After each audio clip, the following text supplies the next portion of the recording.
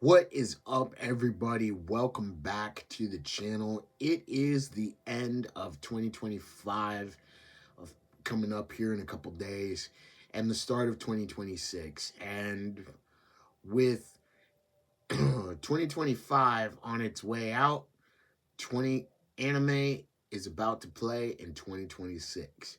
We got some new stuff coming down the pike, but I thought it would be a good idea since a lot of channels and a lot of people like to do kind of how would you say look backs of the previous year.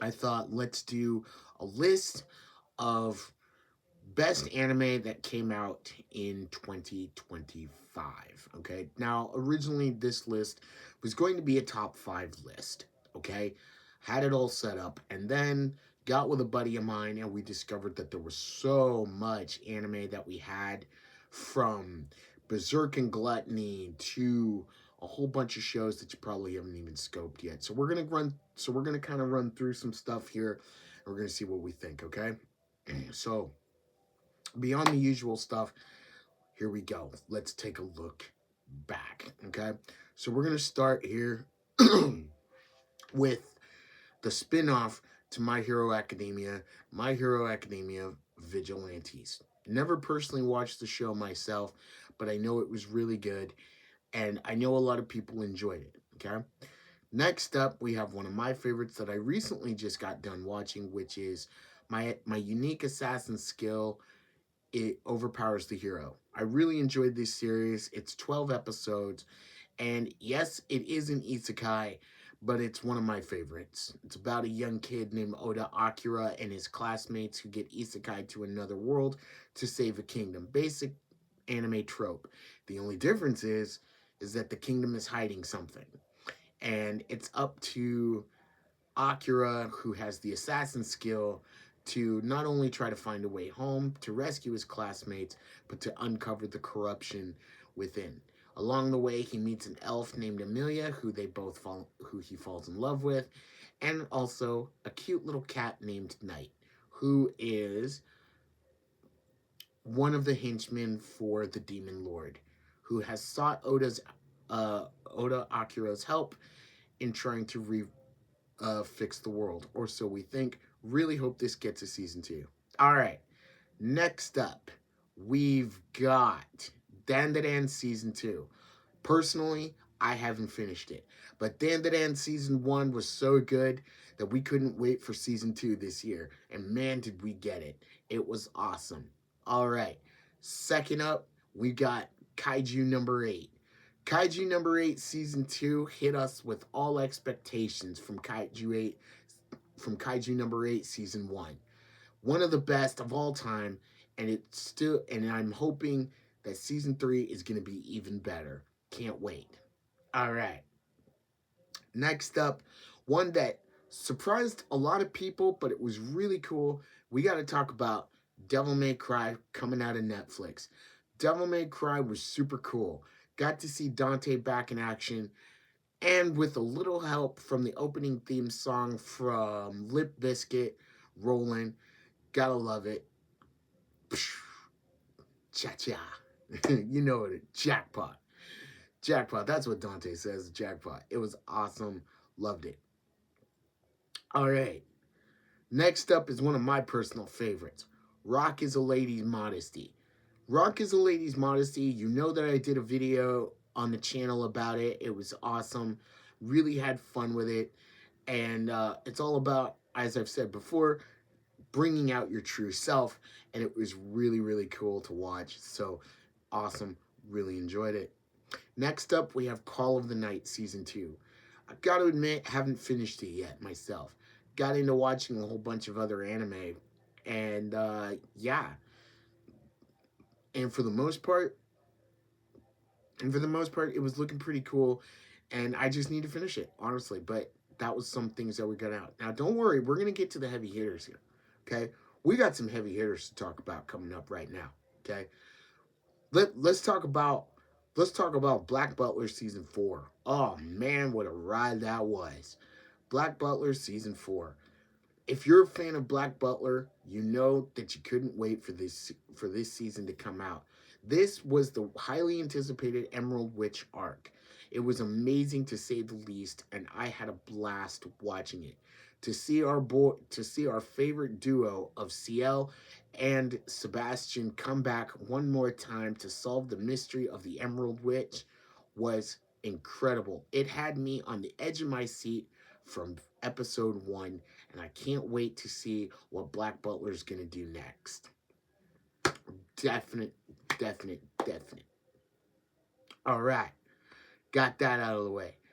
Let's follow this up with Solo Leveling Season 2. As you know, Solo Leveling won the Anime of the Year awards back in I think it was January or whenever it was for the Crunchyroll Awards. And even though I am a huge Frieren fan and I'm a little biased and I think Frieren should have won, but I understand why Solo Leveling won too. Solo Leveling, we've never seen it before and it's blown every record out of the water. And here's the thing, I can't wait for season 3. I can't wait to see what happens next because I know it's going to be absolute amazing. All right. And another one that I really liked, I guess you could say it's some honorable mention, is The Fragrant Flower Blooms with this Dignity. If you're into a romance, if you're into romance anime, this one's for you. This one is, like I've stated before, it's kind of like a Romeo and Juliet type setting, except instead of two families, you have two schools that are rivals. Here's the thing, it's all about coming together and supporting one another, but most importantly, being expressful with your true feelings. And that's what Rintaro and Kuriko often do. They fall in love with each other, and they realize how much they love each other, even though they come from different schools. If you haven't watched it, it's out on Netflix. I highly recommend you do. It's amazing and awesome. Makes us all want to be anime fans to the very end. All right, next up, we gotta celebrate Gundam G-Crux. You know that I did a video talking about Gundam G-Crux on the channel. Gundam G-Crux, we never seen it before. It was awesome. It's another installment in the Gundam universe. And it takes place in an alternate reality, somewhere where Char disappeared. We don't know where he went, but it's all about where Char actually manages to get his hands on the original Gundam model, turn it red, and everything that we know changed, and Zeon actually ends up winning the war. It's fun. If you haven't watched Gundam G-Crux, it's amazing. From the music to the Gundam battles and the story in between, if you're a Gundam fan, Gundam G-Crux is for you. All right. And I think we're going to wrap this one up, guys. I think I'm going to wrap this video up with one final anime that really hits, okay? Well, actually two that really hit, you guys. First one I'm going to say is the final season of My Hero Academia. It's been a long time coming, and it'll be sad to see it go. But here's the thing. We've enjoyed this ride with Midoriya and Class A of UA. We've had fun, we've been through ups, we've been through downs, and now we're finally ready to see them go and become true heroes. How will it all end? Not sure. But I can tell you this, it's been one hell of a ride. And finally, we gotta show love to by far one of the best anime to come out of 2025. Started in 2024, and we're getting season 3 next year in October. And I have that on good authority from a friend of mine, Apothecary Diaries. Because we all need a little bit of Mau Mau in our life, a little bit of chaos, and a little bit of funny hilarity and comedy to come out of it. Man, Apothecary Diaries was so well received, and it was so amazing to watch. From season 1, talking about a young girl who lives in the slums, who lives at a brothel, to be honest, and is an assistant to her father, who is an apothecary, who gets swept up, sent to the palace, and ultimately becomes a lady in waiting to Lady Gikyo, the concubine of the Jade Palace. And more importantly, she becomes the apothecary, learning learning lessons along the way, but also helping out where she can. And here's the thing, even though she says that she wants to stay out of it, more and more she gets herself into sticky situations, but she's always there for the greater good, and she always comes out on top. So we give our hats out to Apothecary Diaries and to Mao Mao. Anyway, guys, that's my list for 2025.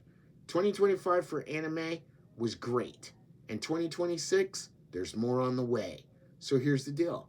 Stay tuned to this channel because we're going to have a lot more fun coming. We got Frieren Season 2 coming out. We've got later next year Mushoku Tensei Jobless Reincarnation. We got Black Clover. We got Fire Force coming. I mean, what more can I say?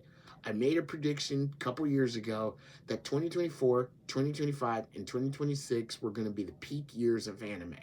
Well, guess what? I'm making another prediction. 2026 to 2029 is going to be anime's years to rule. All right? Here's the thing. Strap yourselves in. It's going to be an anime ride. So here we go. So let's go together. Happy New Year, guys. Thanks for liking, subscribing, sharing, hitting that notification bell. Leave a comment down below. What was your favorite anime of 2025? And what are you looking forward to in 2026? Until the next time, Happy New Year. See you later. And remember, wherever you are, whatever you're doing, go make it an anime day. Please like, share, and subscribe. Hit that notification bell so you know when I make another video. Later. Bye.